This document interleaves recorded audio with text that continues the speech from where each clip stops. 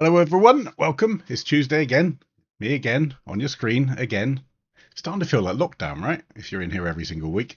Anyway, we are back talking for the next hour, hopefully, about that program, Capture One, and your images and your edits and what we can do in that program to hopefully process them in a way that takes them back to what you remember seeing or feeling or shooting at the time.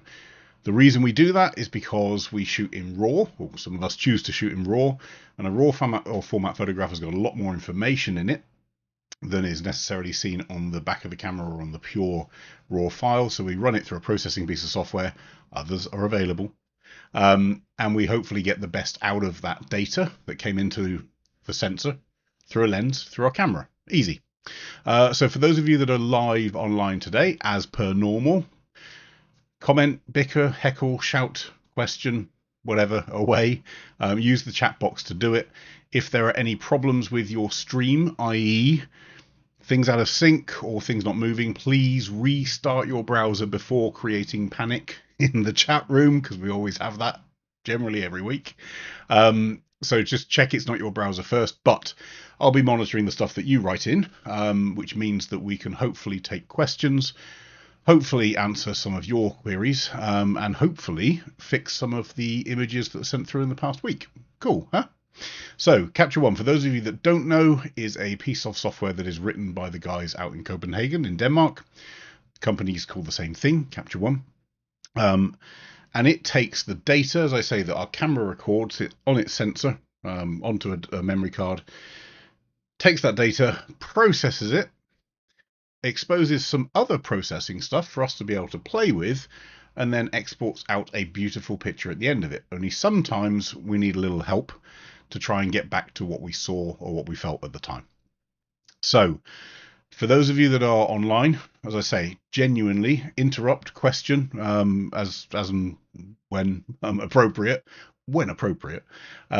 but we'll try and edit through as many of the pictures as we can this week, because last week we spent the entire session going through a landscape thing from end to end, and most of you will have seen how much of a control freak I am when I'm editing my images about not wanting software to make decisions for me. I want to make them myself. We'll cover some of that again today. Those of you that are not aware, so those of you that are on previous versions or remember Capture One from years ago or don't even know what Capture One is, this is the biggest change that's happened in the past couple of weeks, which is Capture One has changed from, this being David Grover from Capture One, you are welcome, from this logo to this logo. But at the same time as this change from logo to logo, we have also updated the version. So Capture One is now on 16.6.0. Very important. That 0.6, that middle number, it looks pretty innocent, right? But actually in the licensing model for Capture One, it does make a big difference. So Capture One is released in major and minor revisions. A major revision is now, for all intents and purposes, for a perpetual license, the bit after the first decimal point. So 16.6 is a different major revision to 16.5 in licensing terms, which means if you subscribe to Capture One, you can always be on the latest version every time. That's what you're paying for. Don't confuse yourself. It's not a free upgrade. It's what you're paying for. Same with every other piece of software out there that offers you support for a year or license updates for a year. You're paying for them every year, every month. So please use the latest version that you possibly can. Why wouldn't you? It's the bit after the second dot that's quite fun. If you have a perpetual license and you bought 16.6, you are entitled to run 16.6, 16.61, 0.2, 0.3, 0.4. You're allowed to run version 16.6.7 billion. Until that second number, that 0.6 changes, you get that included in your perpetual license. If you are on 16.5, you do not get 16.6 included in your license. That will require an update. You'll need to go to capture1.com and see what the options are available for you. hopefully that makes sense. It took a little while last year to get people into that licensing model, but this has been really the first sort of big tick over of a new version, the 0.6 bit, which means that some people that are on perpetual licenses now need to make a decision. Are the features in 16.6 worth upgrading your perpetual license? Is it time to switch to a subscription? Is it time to stay where you are? That's your call, your decision to make. Paula, I know a lot has been said about the logo, but aside from being pretty underwhelming, it's a lot like many other logos. Do you know what? Logo design. Oh man, with our own world, we spend way too much time worrying about logos. And I'll tell you what I have learned over the years. Whatever logo you put out, there'll be people that love it, people that hate it, people that are ignorant to it, don't care about it. It's irrelevant. All you've got to be is consistent over a period of time, because your logo is what people recognize you by. So what people don't want is constant change, but obviously over time logos evolve and business identities evolve. So you're never going to please everyone. I get it. I have my own thoughts on it, which are probably different to everyone else's, but one way or another, that is the logo. How exciting is that? I'll tell you one. I actually will give you one thing that does a little bit annoy me. And I didn't notice this until the other day. Just looking at my screen now on the right, a Capture One catalog now, my icon for it on Mac OS is a little bit unobvious. Let's call it that. The sort of white background with the black sort of circle on it. It's not as bold, not as obvious that as I'm scrolling through, oh, there's a catalog. But yeah, who knows? Maybe that'll, I don't know. Maybe I just need to make my icons bigger. Right, I did joke earlier about a version 17. There is no version 17 out there. However, as Prasad has rightly pointed out, there is a chance. We can't guarantee it, but it may be the next version is 16.7, 16.8, 17. If you remember, some time ago, Capture One moved from version, I think it was 12 or 13 to 20, and now we're back at 16. What I would recommend is, other than for license purposes, don't worry about the numbers. Capture One have moved to a more routine upgrade cycle, which means that that version there is just a check mark to say, if you're watching this video live today or in the future, that's the version that we're editing on. If you're editing on a different version, or you're trying to follow along on an older one, you might find some things are different. If you're watching this in the future, hello. But more importantly, you might have tools there that we don't at the moment. So no judgment. Right. Quick admin stuff. Number one, if you want to learn lots of stuff in depth, you will find those things very handy. Masterclasses. They are different to these. They go into each of those topics in depth over an hour and a half, with loads of examples, loads of samples. So we can only really touch the surface in some of these sessions, apart from last week's, which I'd recommend having a look at if you're into landscapes. But in general, these allow us to go into a much deeper dive. There is still 4 days remaining, to enter this month's competition on the Facebook page. Get onto it. I'm not going to tell you the subject, the topic. You've got to go on there to have a look. But get your images in, and that way you might be able to win a completely useless, virtual and valueless trophy of David Grover from Capture One. That's exciting. If you want to upload your files in the same way that the people that today's images did, go there. So poorreeferlive.wetransfer.com, you can upload your RAW file, your EIP file out of Capture One. You can upload a flat pixel file if you want, but we're not going to be able to do a huge amount with it, so I'd recommend going down the RAW file. Please include what you want to do with it. Please include your name. If you insist on using these fun services which mask your email address and therefore your name, you will not find your picture arrives on this session, because unfortunately we need to know who you are before we're going to show it. There we go. Simple rule. Please abide. Easy. Let's go. Capture One. So, as I said, we are going to go into your images today, a lot more than we did before. Let me just turn that color range off. But one thing that we didn't cover last week, and someone actually pointed out to me separately, was Keystone, because when we're dealing with landscapes specifically, we tend not to worry too much about keystoning. We do, generally speaking, keystoning is really important when there are man-made elements, or, to be fair, natural elements like trees that generally grow straight up on a trend line. And if you're dealing with perspective, looking down or looking up, you're going to get converging or diverging lines. So we use Keystone to fix it. But on a landscape, you've got a lot more latitude to play and get away with it. For example, if I were to pick on this, we just use this as a random sample last week. I could, for example, in my Keystone, say, I'm going to make this twist like that, even skew it a little bit, and maybe a bit of a horizontal twist. And the average person is not going to be able to tell the difference between just looking at, obviously you'd be able to tell the difference if you look at them side by side, but that scene and that scene both look natural. One of them has been horrendously manipulated, the other one hasn't, but you wouldn't know that because there's no real reference, there's no real straight lines and geometric stuff in there. So it's why we didn't touch on it in landscapes, but in cityscapes, yeah, we do. So here is an example, and it's a reason that hopefully I'm going to explain to people why we tend to shoot wider than we need, especially when you're shooting perspective shots down or up. This is Shanghai, and quite a detailed image. We've got all of our traffic trails, all of our buildings, lovely stuff down here, lovely light trails. That's Nine Dragon Interchange.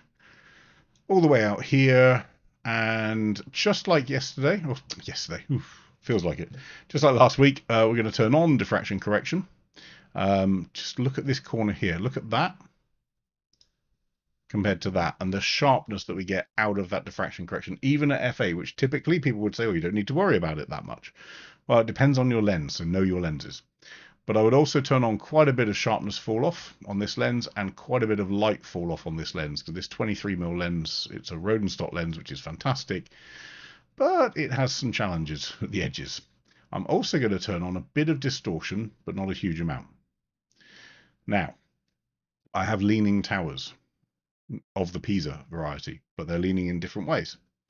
The reason is because we're pointing down, and as we point down, we get a perspective distortion, which means that our lines effectively converge as we're looking down, or diverge as we're looking up, either way.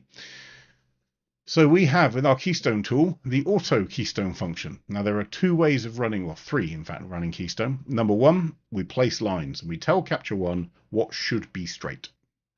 That looks like this, and we move these around, and as we move them, we get a little magnifying loop so we can see where things are going. Lovely. The other option I just showed you very briefly just now was sliders, so we can do it manually with our vertical sliders, or we can do an auto vertical keystone. We generally speaking don't need to touch the horizontal too much. As long as you've shot it level, then you generally don't have to worry about horizontal keystone too much. You can do four-way, but I would recommend in a city, especially with warped lines like this one, it's going to go wrong. Use your vertical first. Go to auto and see what it can do. And actually, to be fair, in this one, it's done a pretty good job, right? But here's the problem. Look at how much of my image I've lost. And this is why when we're talking about shooting perspective images, especially down and up, especially things like cities, especially where we want them to be geometrically correct, you will have a problem if you shoot too tight, because all of this area on the outside here is now throwaway. The reason it's throwaway is because Capture One says this is the biggest square I can fit inside this box at a 4:3 aspect ratio, which is what my aspect ratio was. If I change the aspect ratio to square maybe, then I can get away with a bit more, ish, not that much more. Maybe if I go to 5:4, other way around, the landscape version of 5:4, I can possibly get away with a bit more. Yeah, that's looking pretty good. But you can see what's happening already. I'm having to make compromises. So I'm looking at the top of this tower and working out, well, how much of this one can I get in the corner? And it's not the same picture. Now, some people would absolutely 100% want the original. We've done it before, we've done it for clients. So some people want that perspective warp, the looking down. And it does give you a very different feel. If you look at the feeling of this, it's almost a vertigo feel. This one feels like a shifted feel. So if I'd move the camera sensor or the lens off the plane, so a more head-on feel. But these feel very different. This one feels geometrically correct, but very cramped. This one feels spacious, but obviously a little bit warped. So you have a function in Capture One called Crop Outside Image. So if you are using your Keystone tool, there is nothing wrong with you allowing for a little bit, and I mean this literally a little bit, of black space up here and up here, especially in the sky, to give us some breathing room. Why would I do that? Well, because in a pixel editor specifically, I can't add in new buildings. I don't know what those buildings are, but I can fill in this sky and this sky with some content aware fill. And it gives me the ability to have a bit more breathing room without the tight constraint of trying to fit within the square. All that said, you can now see why Keystone is really useful. By the way, if Keystone was wrong and it didn't quite get the tower right, we can obviously go into our manual version and we can do this. And we can move that Keystone tool around. We can make minor adjustments. We can correct for it. All good. But every single time I see people disappointed when they've used the Keystone tool on a cityscape, it's normally, well, the biggest part of that disappointment comes from the fact they've lost so much of their image, and it's because they didn't shoot wide enough. Look at how much we're getting rid of here. Look at how tight this image feels compared to the original. Breathing room, space. Here, not so much. If we want to adjust this a little bit, be careful because of the towers. But we have a thing on here called aspect, which allows me to shrink or stretch an image. So if I were to push our aspect a little bit, just be careful that you're not warping buildings too much. But I could get us back to getting a lot more of the shot. Still, I'm going to leave some space up here because I'd fill that in later with another editor. But I'd maybe get to there. That feels like a bit of breathing room. But now look at these towers. They feel a little bit squashed compared to reality. So you're constantly trading. You're constantly having to think about, what am I giving up in order to keep something geometrically correct? And the problem is you're always going to give up something. You're either going to have to generate some fill area. You're going to have to give up some of the edges. You're going to have to give up the fact that it's geometrically straight. There's nothing wrong with this image. But 9 times out of 10, that wasn't the image that we're necessarily going for. You might want to think about doing a panoramic stitch. Lots of different options for it, but if you are pointing down or pointing up, Keystone is key. I would do it earlier on in the edit. There's nothing like doing a massive edit and then finding out that half of the edits that you've done are now being thrown away. That's a waste. But do it early on. Do it along the lines of your lens correction. It's as important as that. Make sure your lens correction gives you nice sharp bits at the edges. And just plan to shoot wider.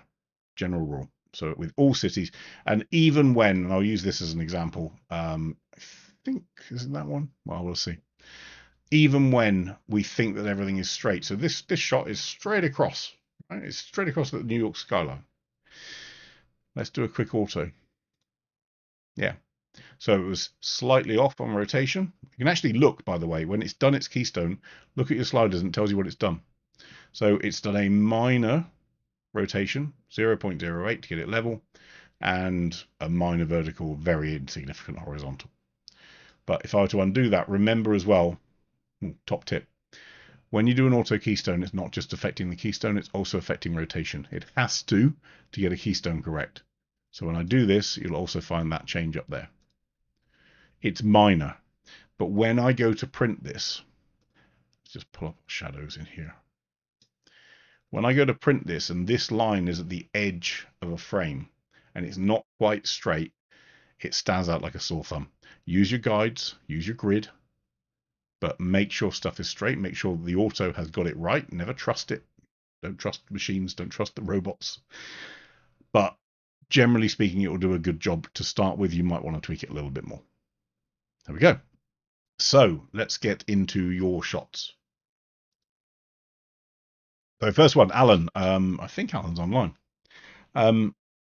So this is the Alabama Hills out in California, near Lone Pine. I like Lone Pine. Weird diner there. Weird is the right word. I like it. So here is our raw, and here is Alan's edit. And so the theory of this edit was to get some depth in, so front to back, and start to see the layers, because actually what you do have out here in these hills is an incredible sense of depth. It goes on for as far as the eye can see, and everything is, it's rugged, it's rough, it's sandy, it's got texture, you've got grass, you've got plants, you've got rocks, you've got sand, you've got everything in there, all the way out to massive mountains in the background. But I think in this case, and Alan's not going to like this because he's online, this one's been overdone. And there are a couple of telltale signs. So first off, always, always, always, with your finger, press the Y button. And that will give you before and after. If you don't have the button up here, then you can add it by right-clicking, Customize Toolbar, and you'll find... Where did it move to? There, before and after. You can drag it up, and it'll add onto your toolbar. You can choose to have before and after as a full view, so in other words, before, after, or have it as a split view, which is what I find kind of useful. So, issue number one. It's become very illuminated, very contrasty. So if I look at here, I've got soft tones. I'm going to be unfair. We're going to go into 200 and 300%. But I've got soft rock tones. Here, we go into these really harsh color blocks. Really quite hard contrasts and really quite saturated color. So I haven't looked, just to be clear on these sessions, I haven't looked necessarily through all of this stuff beforehand. My word, there's a lot of layers there. But what I am seeing is immediately a huge contrast and saturation change. For better or worse, doesn't matter, but there is definitely a change there. Secondly, and at this zoom level, you will become wildly apparent, it's over sharpened. Now, there are different ways of over sharpening. We're going to go into each and every one of them, but I'm seeing artifacts in here as well. So if we look in here by artifacts, what I mean is things like this. So if you look here, before, there was just a bit of rock. Now, what Capture One's done, because we pushed sharpening so far, it's had to invent some stuff. It's basically said, you basically said to Capture One, no, I want more detail, more detail, more detail. And Capture One's there going, well, I've only got a bit of grey. It's just a rock. No, give me more. So it starts, imagine it, it's inventing stuff to keep you happy. But these are what we call artifacts, and they are unwanted shapes that come from an over sharpening or over contrast, typically, or an over recovery of shadows from noise. But these sharp bits were not there here. They are there here. So what's happened is it's been over sharpened, and we've got a load of those artifacts, but also a load of over sharpening that's creating almost like a speckled effect, like a prickly effect on the rock. And then the third thing I notice immediately is this. We call them halos. This one's a pretty rugged halo. And what this is where Capture One, or more importantly, your request of a slider within Capture One, has pushed the contrast point, so the edge of a contrast point, to such a limit that in order to give you more contrast, because you've asked for more, Capture One's actually effectively drawn an edge, or drawn a line around that edge. And you're getting what we refer to as halos. Halos sounds very nice because it sounds very happy and positive. These are not something that we want. So I'm going to just go through layer by layer, and we'll just work out what's going on in here. But I can probably guarantee that we've got too much structure, too much clarity, too much sharpening, and maybe too much contrast in different ways. So here is our overall layer. No changes. So Alan's created a global layer. Good move, because it means that we can always use the opacity slider on this layer to back away all the changes rather than having to do each of the sliders. I'm trying to avoid using taglines, you know. Someone pulled me up on it the other week for overusing a particular phrase. So I'm trying to use it, but yeah, this is crunchy as hell. Excuse me. So let's turn on our global adjustments. And what I'm looking for is at what point do some of these changes occur? So let's go out to here, and I can already see.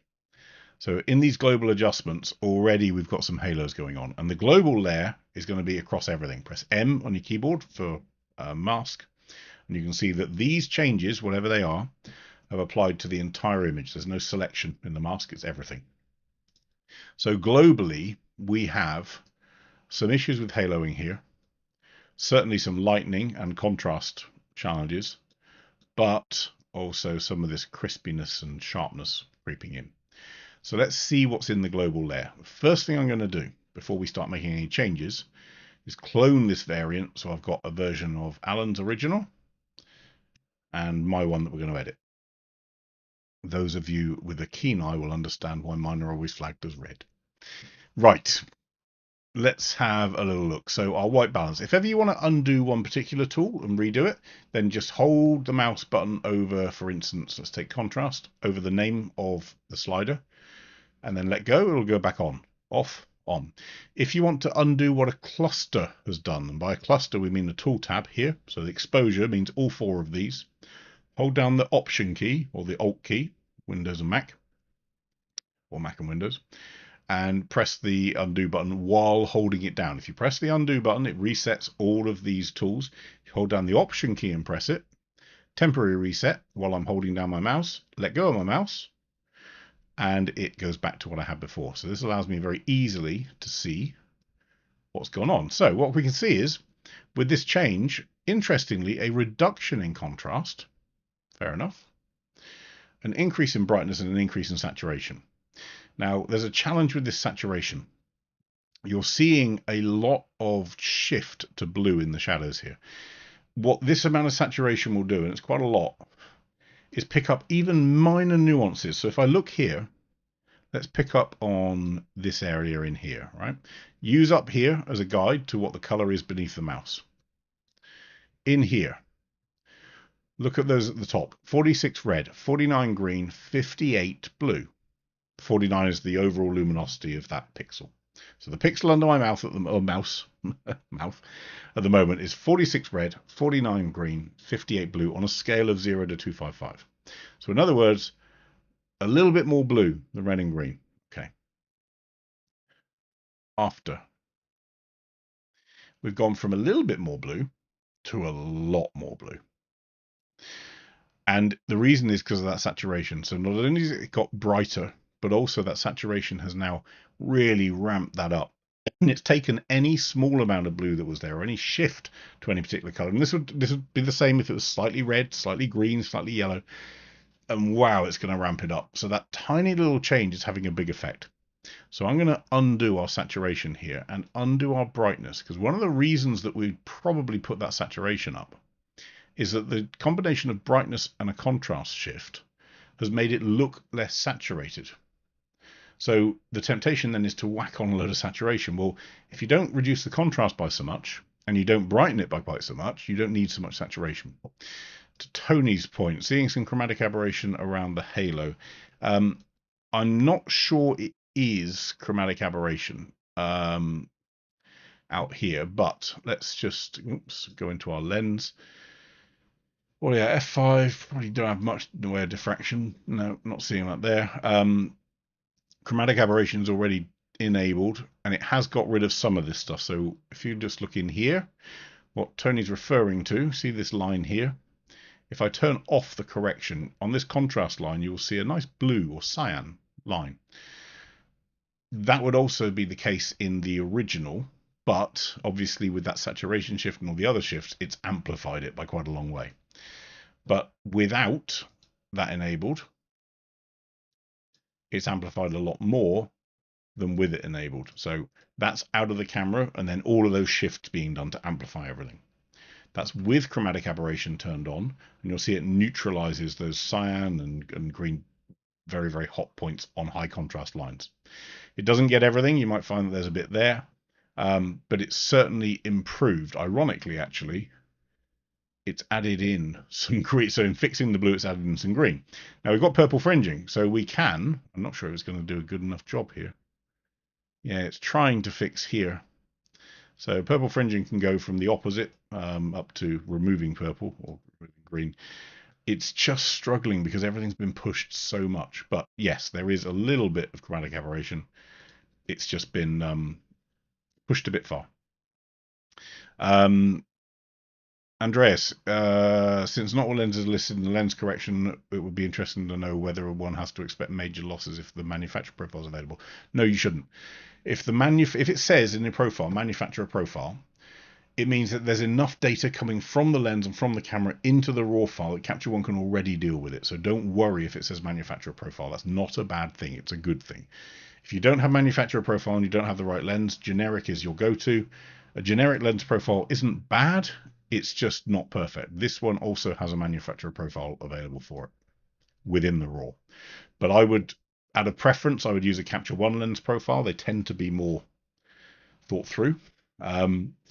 But failing that, go into manufacturer profile.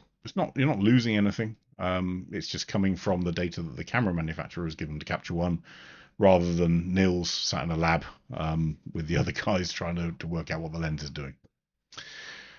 Right, so our global layer there, I've just undone some of this stuff. Shadow lifting. I'm not sure we needed it too much. Now, here's the interesting bit.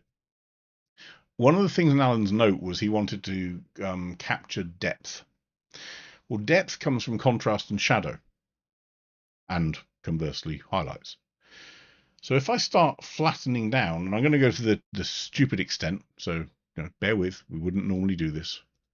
But if I start flattening everything down, what I've actually done is lost all the depth, because I've lost all the contrast. I've squished, and you can see it physically there in the histogram, I've squished everything into the middle. So realistically, it's the opposite of what we want to do, is lift shadows.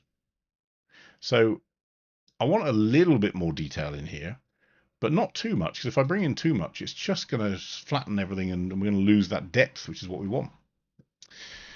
Levels. This will be a final thing. We'll come back to it maybe, but at the moment it's not having too much of a detrimental effect. It's just brightening some bits. If you are going to play like this with levels, turn on your exposure warning, check for any red bits.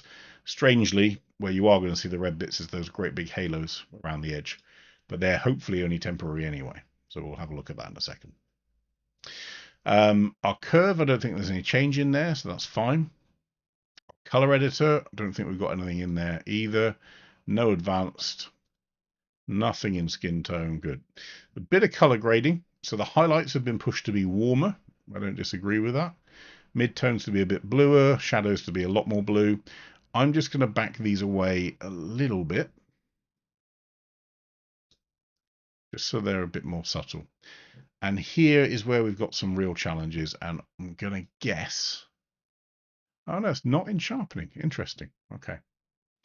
So this here, clarity and structure, on an image which is already nice and sharp, and this is one to be careful with. And actually, I'll give you an example. So this isn't about camera quality. This is not about how people shoot. Far from it. This here is a sharp. In fact, let's go. Do we have an example where I can pull this up? Maybe not. Let's just have a little look. This is a picture from Iceland. Okay. No. Let's go back to our New York shot. Okay. This is a 32mm Rodenstock lens. It's a very, very, very, very good lens. This is at 200%. So I'm being unfair on it at this point, but I want to prove a point. If I add in structure onto this lens, I think 40 was the amount that we had on the previous one. Look at what happens around my buildings. See these? They look familiar. Halos, happy halos. These ruin your shot. If I undo this, there is no halo. Add it, there is. But what's also happened is every single detail in this shot has become over crisp. If I pull up our shadows so you can see it a bit clearer, with that change in structure, without, with, it's become too crunchy. Add into that some extra contrast through clarity, and clarity is a mid-tone contrast adjustment, and we get even more accentuated shadows. So this is not about camera. This is a Phase 1 XT. It's an IQ4 150, the best sensor on the planet, effectively, in terms of medium format ability to capture. It's got a Roden stock 32mm lens on it, which is one of the best lenses of that focal length available. And yet, if you do these two sliders too much, you're going to undo all the good work that was done on the lens. Now, if I undo them, all of a sudden this looks slightly out, right? But remember, I'm at 200%. At 100%, this is tack sharp. And if I do want to do some sharpening, if I use the sharpening tool specifically, let's push a little bit, and it starts to get away from itself, you've got this handy little one in here called halo suppression. Look at this. I've over sharpened it because I wanted it really sharp. I want my eyes to bleed. But as a result of doing that sharpening, I've got some halos. Halo suppression. Now I don't. So the point being, it's not about camera necessarily. Obviously, some cameras will struggle more than others.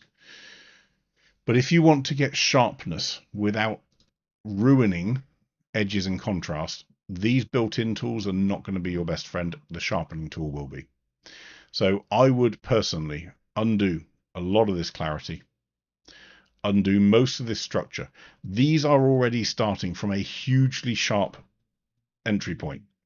By lifting up the brightness, by lifting up the contrast, by lifting up all the shadows and stuff, you're already bringing back all of that detail. By adding on extra structure, all you're doing is making it crispy, and not in a good way. Dehaze. So let's just do an undo and a redo. So here's the interesting one. Why on earth would we be doing that? Well, the reason we're doing that is because we've knocked out the contrast. Well, if I leave the contrast where it was, or indeed add some, yes, it was a hazy day, clearly, but I can add a lot less dehaze. I can choose my haze color out here, and this just feels a bit more natural, right? So just be careful. All these tools, if you push them too far, they're just going to counter everything you're trying to do. And instead, if I do want some sharpening, so let's look out here towards our halos. So not much of an issue going on compared to previously. Let's add in some sharpening, maybe a little bit up to there, and pull on some halo suppression. It's not having as much of an effect as I'd like, but it is helping. So I can probably pull down a little bit of structure as well.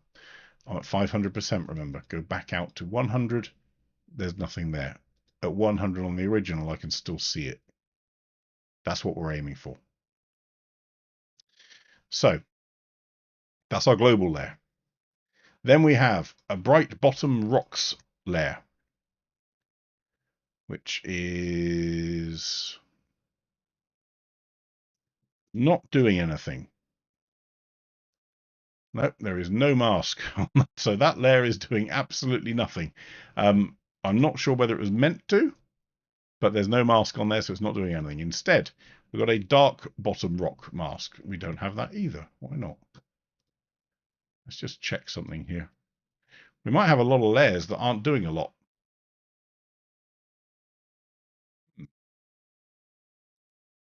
Mid rocks.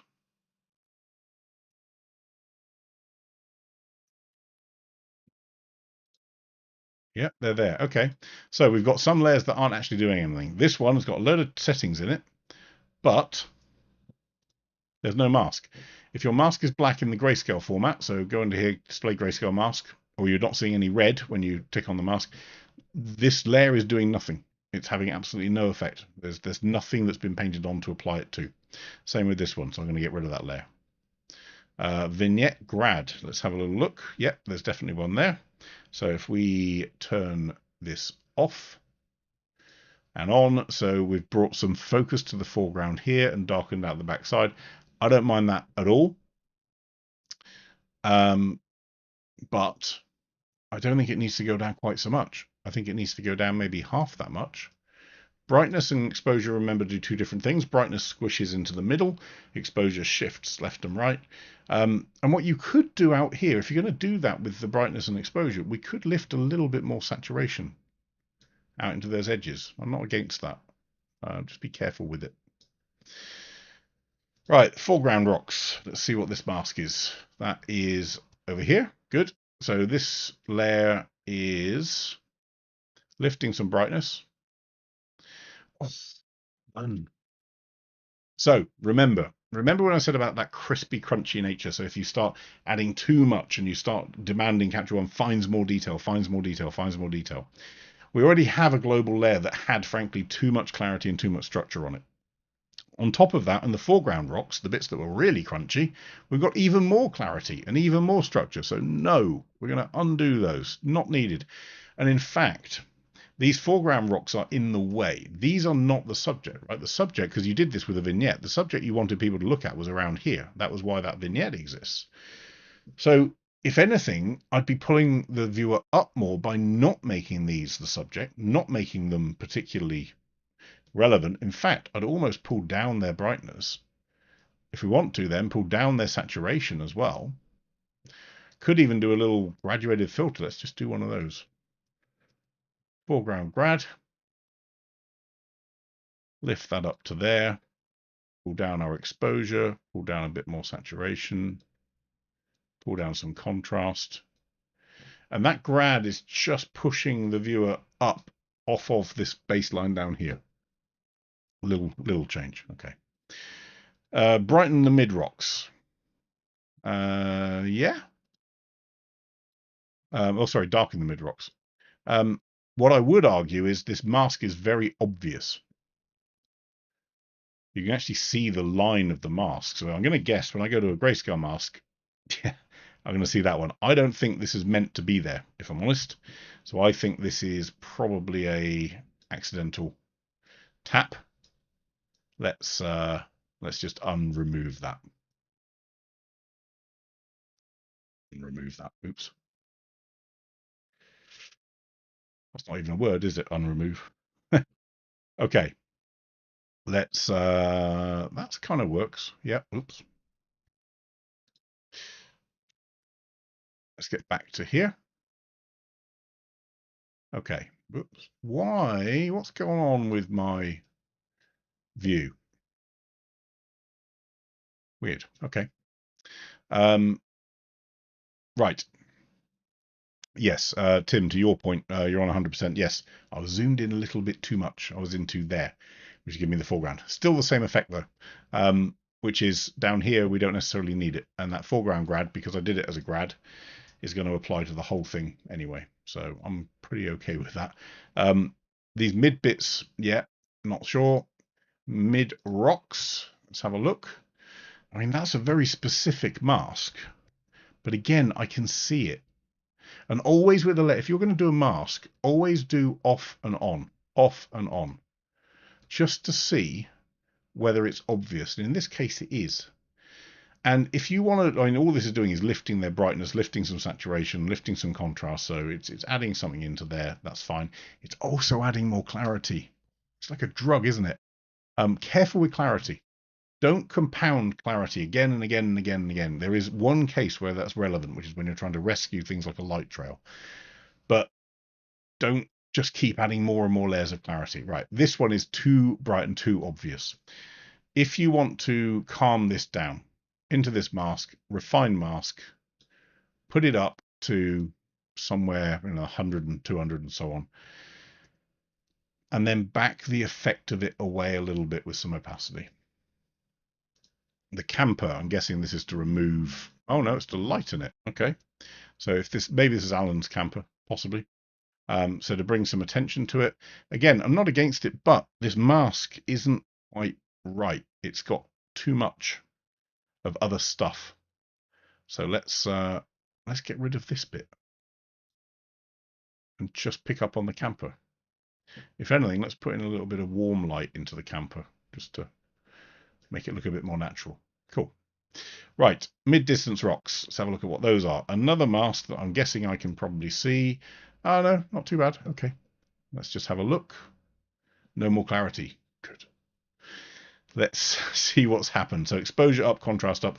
I would say you probably don't need the exposure up quite so much. Maybe a quarter of a stop. That's probably done enough. The far brights, darken them. Yeah, I don't think you need so much. I think probably 50% would do. That's fine. Mountains. So to darken them, yep, agreed. Although it has picked up on some of this stuff, and I wouldn't. That mask has got this stuff too. So this is a refined mask, great, but I think it's picked up some stuff that you don't need. So I'm going to AI erase the bits that we don't need out. Just because I don't think we need to get more of this foreground mountain stuff going on. Okay, let me just check. Huge amount of dehaze on that. Yeah, it is helping. It's probably the right call. And then the sky, what have we got on here? The sky has got a mask, but it's a little bit of a tint change and a little bit of exposure change. Fine. Those are all you just saw. Those are all small changes. Paul, I think you're the same Paul that's asked this about 3 or 4 times. Yes, is the answer. We can edit in Lightroom, but this is a Capture One session, so it doesn't make sense. But yeah, I'm not sure what to say. But yes, is the answer. We can edit in lots of things. So these are all tiny, tiny little changes, layer by layer by layer by layer, from the original. So what we haven't done is undone a huge amount of Alan's original stuff. What we've done is just backed some of it away and tightened up some of the masks. And the difference is we go from there to there. So there, too crunchy. Here is the original. There, if I go from the original to there, you can see it just feels so... It's just too much on every single slider. Here we get to a more natural look. And if I look at our histogram, these peaks up here in the highlights and this big bulbous peak down here in the shadows, here we've got, yeah, the shadow's still there for the depth, but these peaks up here are a lot more subtle. And if we want to lift up the entire image, then go back to your global layer, now that we've finished all those tweaks, and we've still got room here. We still can play with those levels. Just be careful with these little warnings, because they are where we're getting some boundary highlight clipping. Be careful out here with those halos. Yep, it's too much. So pull it back. And in fact, we still have the halos going on, which tells me that that's not just clarity and contrast. What does that tell me? It tells me it's a mask. So let's see which of these is the culprit. I think it could be sky, but it is not. Therefore, it might be mountains. It is. So what's going on here? Let's think about this. Without the mountains, I don't have so much of a halo going on. There is some haloing still there, but I don't have so much. With the mountains, there's a definite line there. Why would that be? Because the mountains mask isn't reaching right to the edge of the rest of these rocks. Why would that be? Because it's not drawn to the edge of the rocks. 2 ways of fixing that. Number 1, we can use an AI mask or a magic brush and we can try and add to it. Number 2, we can refine that mask and it will help it a huge amount. Not a massive amount, but a huge amount. Massive and huge are 2 very different things. If I were to use our magic brush and say, don't sample entire photo, very low tolerance, very small, and start to click in here, I might get lucky and get some extra. I do. Yep, that's helping. And then if I were to refine, having added to this mask,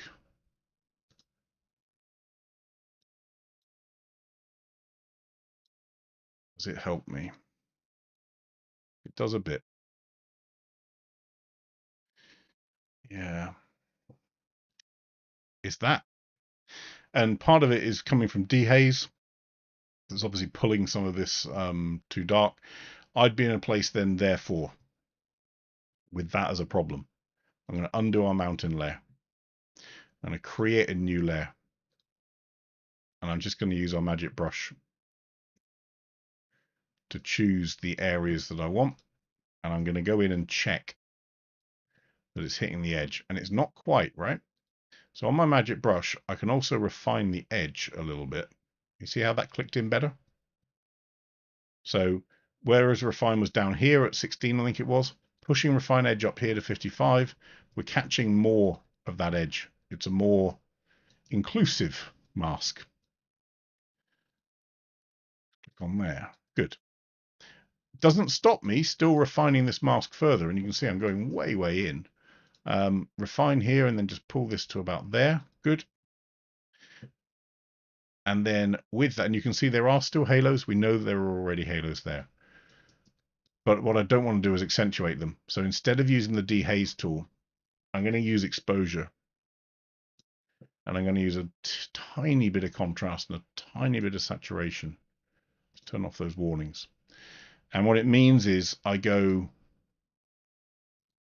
to here, which again is not perfect, but we are at 300%.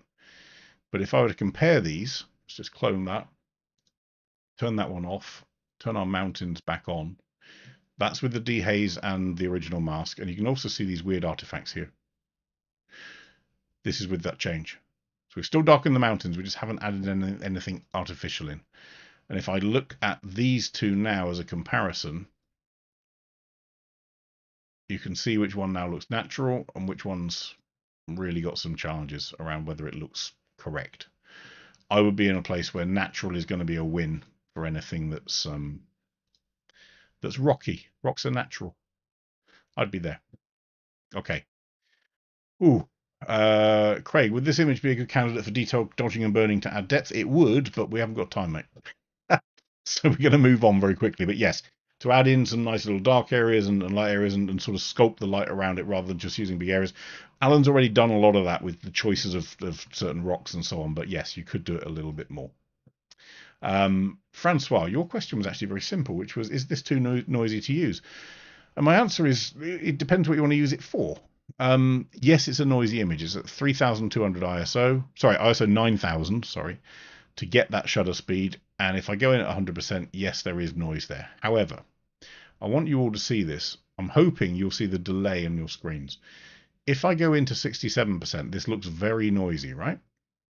Now be very careful with your eyes, very quick. Keep an eye on this. I'm going to go into 100%, and I want you to see the noise when I first go in, and then the noise a second after. Ready? Noisy, gone. Do you notice that? Really noisy, less noisy. When you are dealing with noise reduction, especially in Capture One, only ever do it at 100%. And you even see when I switch between some tools, you'll find every now and then it goes a bit wonky. Look, see, get the noise back and then it's gone. The noise reduction tab in here, which I'm guessing is in the image layer for Francois. Well, maybe not. Where else is it? Not sure. What we should have done is open up my layers tool in here. And right, so there's a bit there on the background for noise reduction. Not there. There's a bit on the birds, and then overall in the image there's a little bit as well. It's done a pretty good job, but I would say this is as good as you're going to get at ISO 9000 out of Capture One. There are other tools that can probably do stuff with it, but be careful they don't create some artifacts that you didn't want to see. To Paula's point, I think it's about this one. The busy left side is too distracting. I'm not sure it's too distracting. I think this is too bright green. And this is my own personal view. It's not necessarily fact, but I'd almost be in a place back on the image layer, because it is on the image layer, of deepening these greens, but pulling down their saturation and pulling down their lightness. Let me just undo that a second and just repeat it on a clone so you can see. So I'm going to shift the greens to be more greeny blue, reduce saturation a bit, but reduce lightness quite a bit. Pull down into here as well. And just that change starts to separate out the boldness of these from the background. I think that's the problem, which is that this is just too bright everywhere. It's a bit of an assault. And actually, if you did want to pull down this to really push the focus up to the birds, But we can always add a new layer and just drag this up here and pull down a touch of exposure as well. So all we're doing then is just literally pushing up the viewer into here immediately. At 100%, when you print it, you're going to have a lot less noise than what you're seeing here at either fit or at 67 or at even 200, although it's going to be more like the 100. Wait until the 100% has finished processing to work out what real noise you're dealing with. Zoomed out at 67, at fit, at 33, at 25 is not showing you real noise. Francois, yes, I had to change the color balance. Yeah, I'm not sure you necessarily do, because look, here was the original color. There's what I've changed it to. But if I look at the original here, here's the original color. That's what you went to. So I think what you did is, although you've changed the color balance, I'm not sure where on what layer it is, but you have changed the color balance somewhere, possibly in the background. Not sure. What's happened is it's lifted it, and by lifting these greens, you actually distract from the subject. By pushing those greens back down, interestingly, to almost what they were before, you keep the subject as the subject of the image and not having to fight against the brightness elsewhere. That's where I would be. Roger, increasing the hue but decreasing the saturation of those greens seems contradictory. No, it doesn't. So let me explain. Where did I do it on the image layer? I'm not increasing hue. I'm changing hue.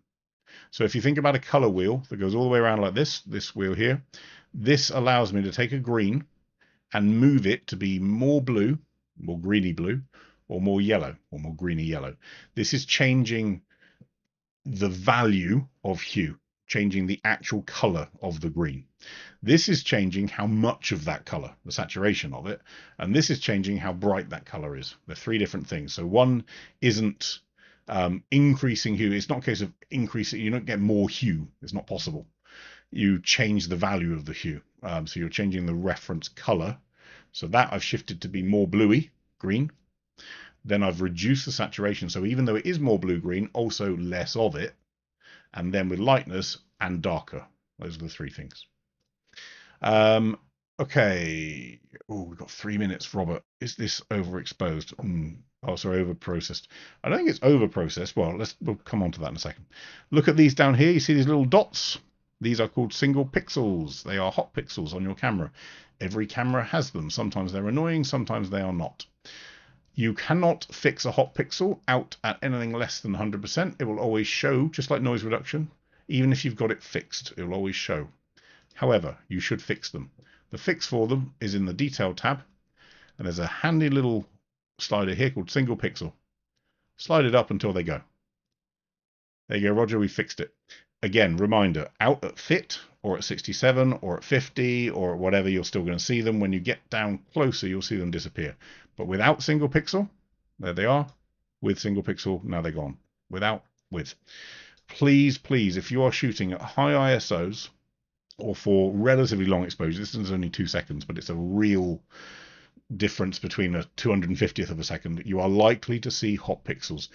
Immediately go to single pixel. Do not pass go. Do not collect $200. Go to single pixel, roll it up until they disappear at 100%. And then it means that when you do have a look at 100%, they're gone, whereas before they weren't. Is this over-processed? Well, here's the original. Here's the new. The irony is, I would say it's under-processed in the weirdest sense of the phrase. The reason is because I think it's a shame that you've lost this band of light. I think the band of light is stunning. So I'd be in a place, personally, of, what have we got? We've got a couple of minutes, so let's do this quickly. Foreground. I would say that's too light. So I'm okay if you want to bring up the fog here, but let's pull it to there, and actually let's add in a new foreground grad, because again, I want the viewer to look up towards Smoky Mountains. So with this foreground one, we're just going to pull exposure down a little bit. Not too much, just there. Okay. Sky. This has been pulled down in saturation, which I find weird. Everyone's desperate to get more saturation in the sky, and this one's the opposite. I'm going to pull this back up a little bit, and I'm not going to recover quite so much of the highlight. I'm just going to pull this back to about here. I don't see much more that's going on that layer. That's good. In answer to your question, Daniel, you were asking about, is there a way to find out what edits have happened? Not easily. You can do it through the copy clipboard, the copy adjustments clipboard. In your, what would normally be my metadata. But if I were to copy, go into my adjustments clipboard, it would show me what's there, or if I saved it as a style, it will show me what's been changed. But yes, it's annoying. I'd like to see a panel myself for that. Sunlight. We have a mask on there of some sort, do we? Or is it, no, it's just gone bright red. I'm not a fan. I'd leave that there. It's lovely. That line of sunlight is wonderful. Yeah, I don't think this has been over-processed. I don't think it's been over-processed. I think it's been deprocessed. If I then just clone this, I'm going to reset everything except composition, because we know we can do that now. There's our original. That's enhancing it a little bit, but even that, I think, okay, this is too much. It's flattened. We've lost it. I genuinely think the original was quite stunning. Push it maybe a little bit, and in fact, if we are going to do that, I'm going to put a top grad on just very quickly, just to really emphasize the glow that's out there. I would be there. There's the original. That's if I really wanted to edit it, but again, I'm being really, really careful with this. I want to undo some of this stuff. It just feels very, very pushed. The image layer, we haven't got much in recovery, but yeah, I'd be there. I wouldn't have gone quite that far. This is great as a recovery. If you wanted to recover every highlight, wow, the camera's managed it. If you want to recover every shadow, it's done a good job. You've got some hot pixels, but they're a click away. You've seen that now. So is this a nice photograph? Yes, it is. I personally would have taken this to probably a 1:2 crop instead, just to give you a really nice pano. But I think that's probably a slightly nicer edit if you want to edit it to that level. But my gut feel would be that the original wasn't too bad to start with. Just lift up the shadows. Just literally on this one, pick up your shadows. But yeah, maybe there. That'll be it. Okay, right then. That was a very quick round trip one of Rogers, but yeah, have I overprocessed it? No, I've actually possibly recovered a bit too much. I'd go with some of the peaks, some of the contrast. It's nice. Francois, is this usable? Yes, it is. Just make sure you're at 100% to make sure that you're seeing the real noise, not the preview noise, which isn't ever accurate. Never. And then Alan, on this one, it's just a case of not compounding contrast, and then clarity and structure and so on. You'll just create artifacts that we try and avoid. So you can have depth, but depth comes from contrast that's done subtly. It doesn't come from just crunching edges, unfortunately. And then, yeah, finally, don't forget keystoning. Please keystone your cityscapes if you can. If you can't, oh well. Right, that's us for this week. So as I say, upload your files through that portal there, paulreeferlive.wetransfer.com. We will catch you next Tuesday, so same time, same place. Oh, no, will we? We might not. I will let people know. You will see on the website and you will see on the YouTube playlist when we're actually going to do it next, just in case I get that wrong. Download those if you want to in the meantime. They'll go to depth in some of the topics of today. But between now and then, look after yourselves, and we'll see you then. Cheers. Bye.